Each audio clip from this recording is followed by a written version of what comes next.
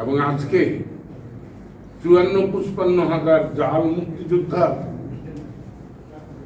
খবর আমরা পাচ্ছি।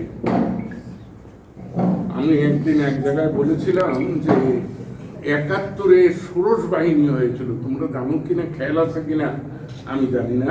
16ই ডিসেম্বর মুক্ত বাংলাদেশে অস্ত্র নিয়ে খুব হইচই যারা করছিল, বিশেষ করে ঢাকা শহরে, তাদেরকে আমরা ষোড়শ বাহিনী বলতাম।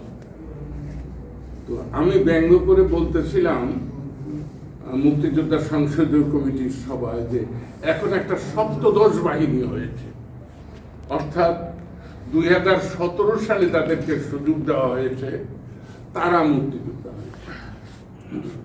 এবং এদেরকে আমি কোনোদিন মুক্তিযোদ্ধা হিসেবে জানি না, বরঞ্চ অনেকের সঙ্গে রাজাকার সংশ্লিষ্টতার কথা আমি জানি। এই টাঙ্গাইলে অনেক বড় নেতা আছেন যারা মুক্তিযোদ্ধা নন, কিন্তু তাই মুক্তিযুদ্ধ কোটা নিয়ে যে জটিলতা, পিতার সম্পদ পুত্র পাবে, কিন্তু ইসলামের ইতিহাসে মজুমিরাজ বলে একটা শব্দ আছে, আইয়ুব খান যেটা 1962 সালে বাতিল করে দিয়েছিলেন, যে